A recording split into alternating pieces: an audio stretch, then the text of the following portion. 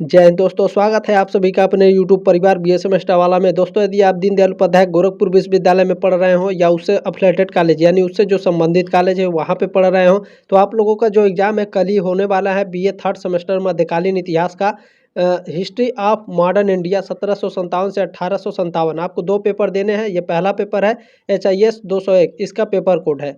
महासंग्राम revision classes है 2024, 25, 26, 27, 28 के लिए। ठीक है, बहुत ही इंपॉर्टेंट ये क्लास होगा।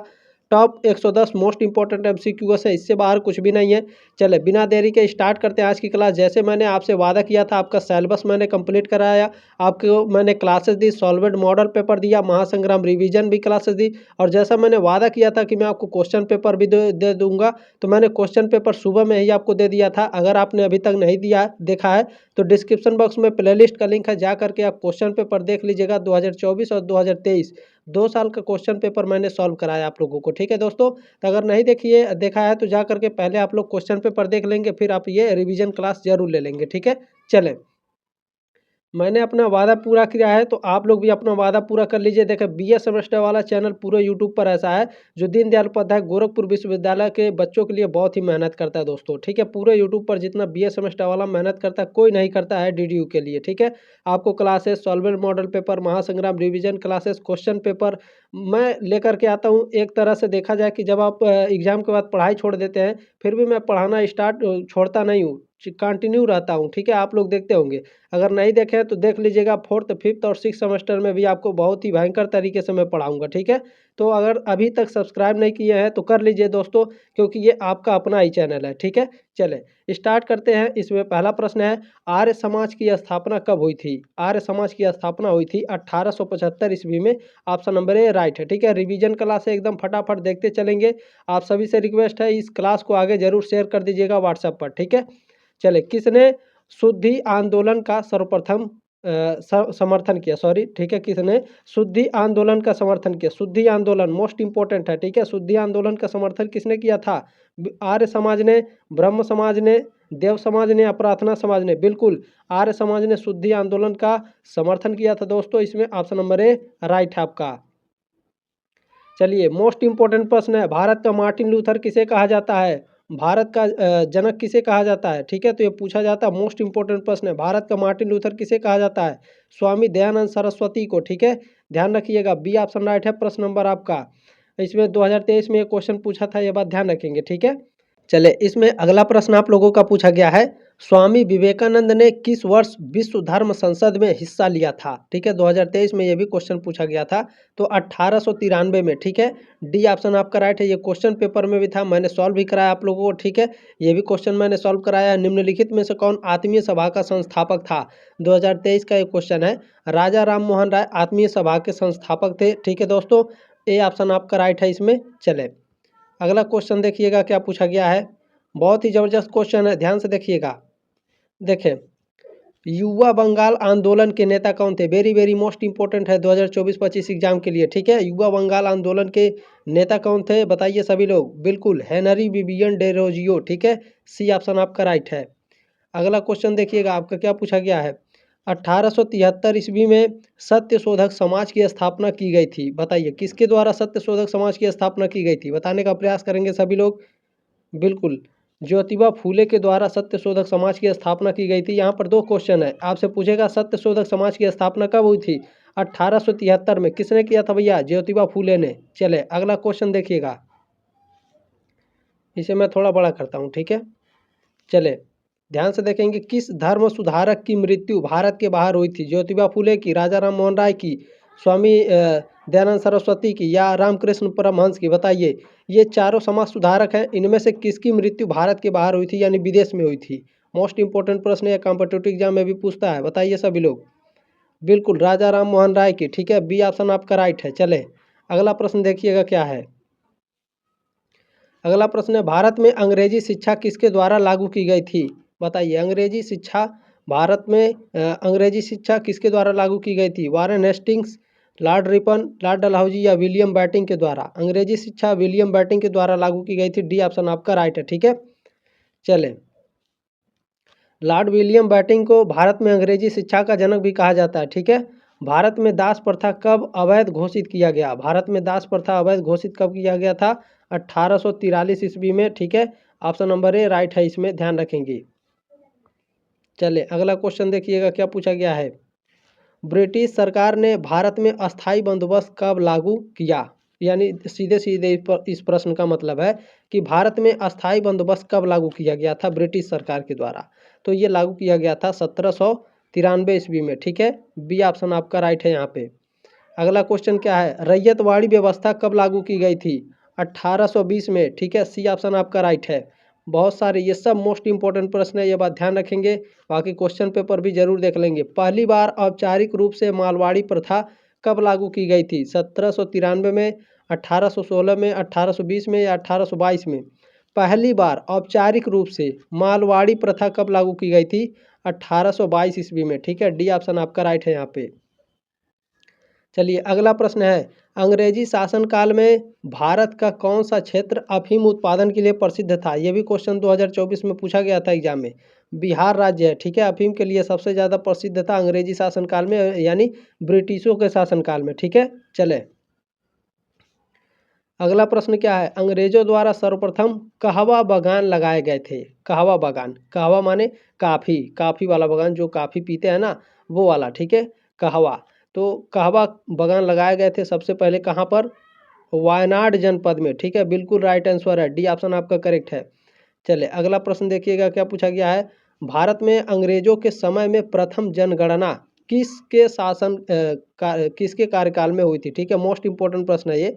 भारत में अंग्रेजों के समय में प्रथम जनगणना किसके कार्यकाल में हुई? लॉर्ड डफरिन के, लॉर्ड लिटन के, लॉर्ड मेयो के, ठीक है मेयो के, या फिर लॉर्ड रिपन के? किसके शासनकाल में प्रथम जनगणना हुई थी बताइए सभी लोग।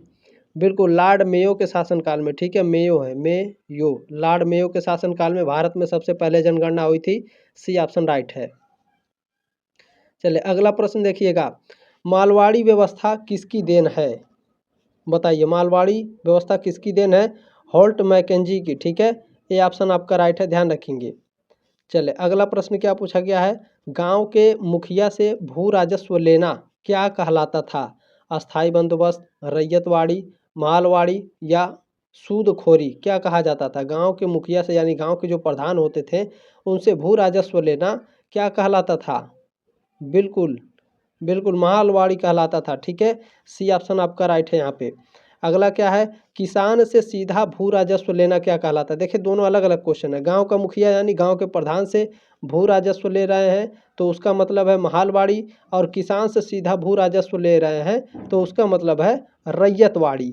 ठीक है, दोनों समझ में आ गया कि मालवाड़ी क्या होता है और रैयतवाड़ी क्या होता है। ठीक है, आपके डाउट क्लियर हो गए होंगे दो ही प्रश्न में। ठीक है, चले आगे देखेंगे, औद्योगिक क्रांति सबसे पहले कहाँ हुई थी? तो आप सभी लोग जानते हैं इंग्लैंड में सबसे पहले वो औद्योगिक क्रांति हुई थी। डी ऑप्शन आपका राइट है यहाँ पे।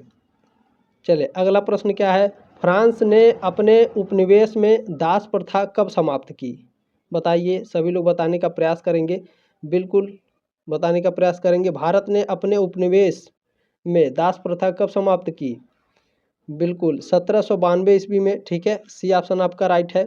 अगला क्वेश्चन क्या कह रहा है, बंगाल के रैयतों का नील विद्रोह आरंभ हुआ मार्च 1859 में, जून 1859 में, मई 1861 में या मई 1862 में? देखिए क्वेश्चन किस तरह से घुमा करके पूछा गया है। बंगाल के रैयतों का नील विद्रोह आरंभ हुआ 1859 दिया है लेकिन महीने का नाम चेंज है। ठीक है, तो ये बात ध्यान रखेंगे, छोटी छोटी पॉइंट है लेकिन ध्यान रखिएगा। ठीक है, मार्च 1859 में बंगाल के रैयतों का नील विद्रोह आरंभ हुआ था। ठीक है, चले अगला प्रश्न है, अंग्रेजों ने किस फसल के उत्पादन को सबसे अधिक प्रोत्साहित किया? नील को, धान को, गेहूं को या फिर गन्ना को? अंग्रेजों ने किस फसल के उत्पादन को सबसे अधिक प्रोत्साहित किया था? नील की खेती को। ये ऑप्शन आपका राइट है। ठीक है, जो कपड़ा रंगने के काम आता था। चले अगला क्वेश्चन क्या है, चले अगला क्वेश्चन आप लोगों का पूछा गया है, बहुत ही ज़बरदस्त है, ध्यान से देखेंगे। भारत में निम्नलिखित में से किस भू राजस्व व्यवस्था को ब्रिटिशों ने नहीं अपनाया? बताइए, तो यहाँ पर दो क्वेश्चन आपको मिलेंगे, ठीक है, कि भारत में भू राजस्व व्यवस्था को ब्रिटिशों ने कौन कौन से व्यवस्था को अपनाया था। तो अस्थाई बंदोबस्त को, रैयतवाड़ी व्यवस्था को और महालवाड़ी व्यवस्था को ब्रिटिश सरकार ने भू राजस्व के अंतर्गत अपनाया था, लेकिन दसाला व्यवस्था को नहीं अपनाया था। ठीक है, यह बात ध्यान रखेंगे। बी ऑप्शन आपका राइट है। ठीक है, ध्यान रखेंगे। देखिए अगला प्रश्न है इसमें, भारत में भू राजस्व व्यवस्था निम्न में से किसने सबसे अधिक लाभ प्राप्त किए। यानी भारत में जो भू राजस्व व्यवस्था थी इसके कारण सबसे ज़्यादा फायदा किसको हुआ था। जमींदार को, बटाईदार को, किसान को या मजदूर को। सबसे ज़्यादा जमींदारों को फायदा हुआ था। ठीक है, ये ऑप्शन आपका राइट है, ध्यान रखेंगे। चलिए अगला प्रश्न क्या है, किसके द्वारा बिहार ने अस्थाई बंदोबस्त की शुरुआत की गई। ठीक है, किसके द्वारा बिहार में, ठीक है, यहाँ में होना चाहिए। चले, किसके द्वारा बिहार में अस्थाई बंदोबस्त की शुरुआत की गई थी। 2023 का ये क्वेश्चन है, बताइए। बिल्कुल लॉर्ड कॉर्नवालिस के द्वारा, ठीक है, बिहार में अस्थाई बंदोबस्त की शुरुआत की गई थी। सी ऑप्शन आपका करेक्ट है। अगला क्वेश्चन है, अस्थाई बंदोबस्त के तहत भूमि का स्वामी किसे माना गया है। किसान को, ब्रिटिश को, मजदूर को या जमींदार को। अस्थाई बंदोबस्त के तहत भूमि का स्वामी जमींदार को माना गया है। ठीक है, यहाँ पे डी ऑप्शन आपका राइट है। देखिए ये भी क्वेश्चन आपका था, 2024 में पूछा गया था। ठीक है, सूर्यास्त कानून का संबंध है भू राजस्व व्यवस्था से। सूर्यास्त कानून क्या होता है सर जी। तो देखिए सूर्य अस्त होने से पहले आपको टैक्स जमा करना पड़ता था। ठीक है, चले ये बात ध्यान रखेंगे। ये ऑप्शन आपका राइट है इसमें। चले अगला प्रश्न है मोस्ट इंपॉर्टेंट, अस्थाई बंदोबस्त प्रणाली कुल ब्रिटिश भारत के कितने प्रतिशत भाग में लागू थी। 10%, 15, 19 या 32। अस्थाई बंदोबस्त प्रणाली कुल ब्रिटिश भारत के कितने प्रतिशत भाग में लागू थी। यानी भारत में मान लीजिए 100% है, 100% राज्य है, उसमें कितने राज्य ऐसे थे जहां पर आपके अस्थाई बंदोबस्त प्रणाली लागू थी। 19% राज्य ऐसे थे। ठीक है, तो ध्यान रखेंगे, सी ऑप्शन आपका इसमें करेक्ट है। चलिए अगला क्वेश्चन देखेंगे क्या पूछा गया। बहुत ही जबरदस्त क्वेश्चन है ये। अस्थाई बंदोबस्त प्रणाली के तहत भू राजस्व में सरकार का हिस्सा था। कितना हिस्सा था भैया, 10/11 हिस्सा था। बी ऑप्शन आपका राइट है। चलिए इसमें अगला प्रश्न है आपका, किस जगह अस्थाई बंदोबस्त प्रणाली लागू नहीं थी। बताइए, बंगाल में, बिहार में, उड़ीसा में या मद्रास में। कहाँ पर आपके अस्थाई बंदोबस्त प्रणाली लागू नहीं थी। बताइए सभी लोग, दोस्तों सभी बताइए। बिल्कुल मद्रास में आप लोगों का, ठीक है, मद्रास में अस्थाई बंदोबस्त लागू नहीं थी। डी ऑप्शन आपका राइट है। देखिए अगर आप लोग चाहते हैं कि आपका पेपर जब हो जाए तो आपको आंसर की मिल जाए, तो आप क्या करेंगे। ठीक है, डिस्क्रिप्शन बॉक्स में आपको दिया गया है व्हाट्सएप ग्रुप का लिंक, टेलीग्राम ग्रुप का लिंक। ठीक है, दोनों में आप अपना क्वेश्चन पेपर भेज सकते हैं। आंसर की आपको 2-3 घंटे के अंदर मिल जाएगा। ठीक है, ये बात आप लोग ध्यान रखिएगा। चलिए पेपर जरूर भेज दीजिएगा, आप सभी से रिक्वेस्ट है। ऐसा क्या होता है कि बच्चे सोचते हैं अरे कोई ना कोई भेजा होगा, क्या भेजे हम, ऐसा नहीं है दोस्तों। ठीक है, तो ये आपकी जिम्मेदारी है कि आप क्वेश्चन पेपर जरूर भेजें। ठीक है, चले, चतुर्थ आंग्ल मैसूर युद्ध का कालक्रम क्या था। देखिए 4 आपके आंग्ल मैसूर युद्ध हुए थे। वेरी वेरी मोस्ट इंपॉर्टेंट है ये, 100% गारंटी है एकदम कि ये आपके एग्जाम में आएगा। ठीक है, चारों में से कोई ना कोई पूछा जाता है, या तो ऐसा होता है कि चारों में से 3-3 दे देता है। ठीक है, तो बहुत ही मोस्ट इंपॉर्टेंट है, इसे अच्छे से रट्टा मार के जाइएगा। ठीक है, देखिए चतुर्थ आंग्ल मैसूर युद्ध का कालक्रम था, क्या था इसका कालक्रम। तो 1798-99 था। ठीक है, तो 98-99 दोनों दिया है, तो ऑप्शन नंबर ए आपका राइट होगा। ठीक है, ये बात आप लोग ध्यान रखिएगा। ठीक है, चले, हैदर अली मैसूर की गद्दी पर कब बैठा। 1756 में, 1761 में, 1763 में या 1764 में। हैदर अली मैसूर की गद्दी पर कब बैठा था। बिल्कुल 1761 ईस्वी में। ठीक है, यहाँ पे बी ऑप्शन आपका राइट है। चले अगला प्रश्न देखिएगा, आपका क्या पूछा गया है। प्रथम आंग्ल मैसूर युद्ध के समय अंग्रेज गवर्नर जनरल कौन था। यानी जब प्रथम आंग्ल मैसूर युद्ध हुआ था। अच्छा एक बात मैं बताऊं, देखें ये प्रथम आंग्ल मैसूर युद्ध है, ये हो गया द्वितीय आंग्ल मैसूर युद्ध, ये हो गया आपका तृतीय आंग्ल मैसूर युद्ध, और ये हो गया आपका चतुर्थ आंग्ल मैसूर युद्ध। यानी लगातार आपके मैं चारों इसमें रखा हूँ ताकि आपका एक भी छूटने ना पाए, आपके दिमाग में एकदम बैठ जाए, इसीलिए मैं कह रहा था इसे रट्टा मान लीजिएगा। ठीक है, ध्यान दीजिए आप। देखिए प्रथम आंग्ल मैसूर युद्ध के समय अंग्रेज गवर्नर जनरल कौन था। बताइए आप सभी लोग। लॉर्ड वेलेस्ली थे। ठीक है, लॉर्ड वेलेस्ली थे, ध्यान रखेंगे। बी ऑप्शन आपका करेक्ट है। अब यहाँ पर दूसरा देखिएगा, ठीक है। द्वितीय आंग्ल मैसूर युद्ध के समय अंग्रेज गवर्नर जनरल कौन था? तो इस समय आपके गवर्नर जनरल जो थे वारेन हेस्टिंग्स थे, ठीक है। कौन थे? लॉर्ड वारेन हेस्टिंग्स थे। द्वितीय आंग्ल मैसूर युद्ध के समय अंग्रेज गवर्नर कौन थे भारत के? लॉर्ड वारेन हेस्टिंग्स, ठीक। अब चले, अब तृतीय वाला देख लीजिए आप लोग। तृतीय आंग्ल मैसूर युद्ध के समय अंग्रेज गवर्नर जनरल कौन था?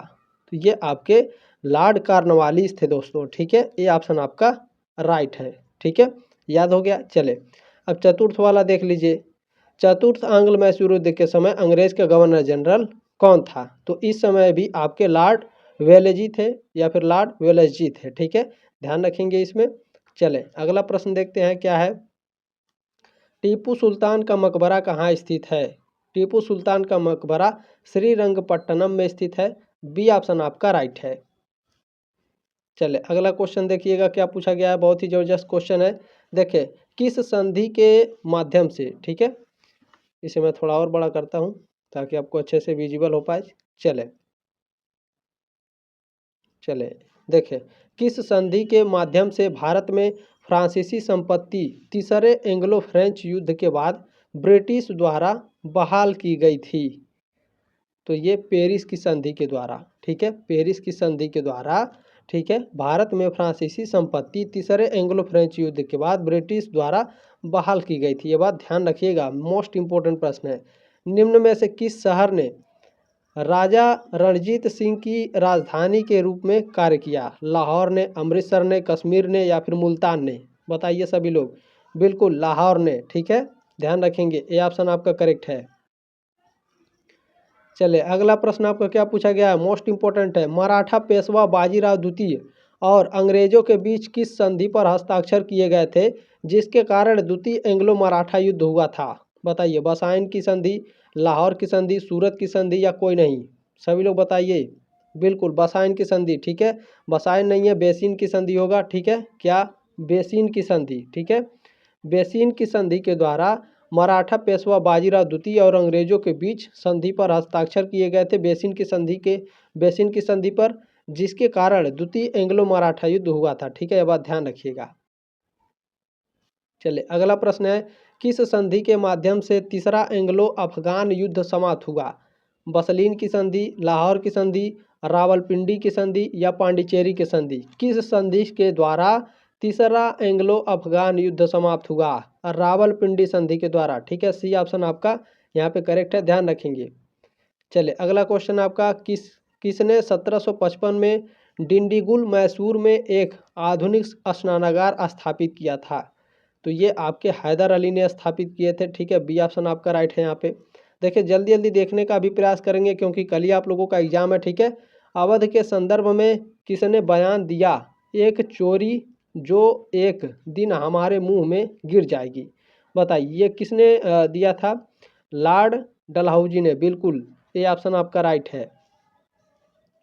चलिए, अगला क्वेश्चन है, किस संधि के माध्यम से तीसरा एंग्लो मैसूर युद्ध समाप्त हुआ? बताइए, श्रीरंगपट्टनम की संधि हुई थी, मद्रास की संधि, मंगलौर की संधि या एक्सला चैपल की संधि? किस संधि के द्वारा तीसरा एंग्लो मैसूर युद्ध समाप्त हुआ था?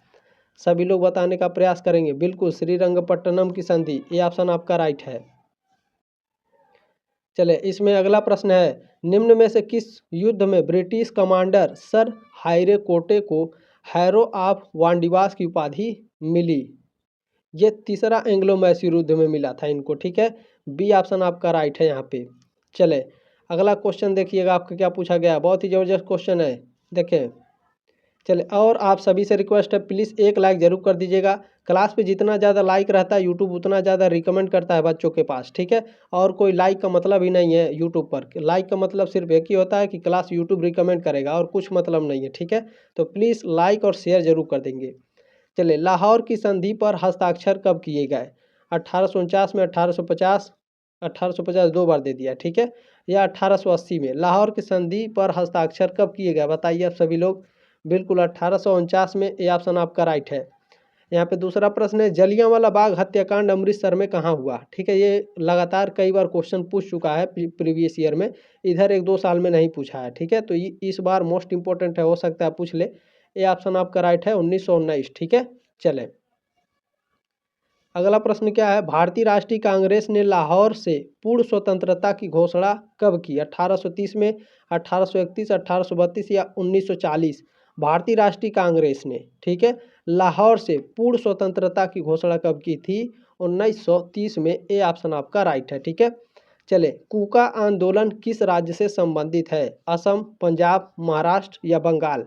बताइए। कूका आंदोलन मोस्ट इंपोर्टेंट है, पंजाब से। बी ऑप्शन आपका राइट है। चलिए अगला क्वेश्चन क्या है, ध्यान से देखेंगे। देखिए, महाराजा रणजीत सिंह जी का जन्म हुआ था, कब हुआ था भैया बताइए? महाराजा रणजीत सिंह का जन्म कब हुआ था? सभी लोग बताइए। बिल्कुल बिल्कुल बताने का प्रयास करेंगे। 13 नवंबर 1780 बिल्कुल राइट आंसर है। ठीक है, ये ऑप्शन आपका करेक्ट है। दूसरा प्रश्न है, पंजाब का स्थापना दिवस है, पंजाब का स्थापना दिवस बताइए। बिल्कुल 1 नवंबर 1966। बिल्कुल देखिए, ये ऑप्शन आपका राइट है यहाँ पे।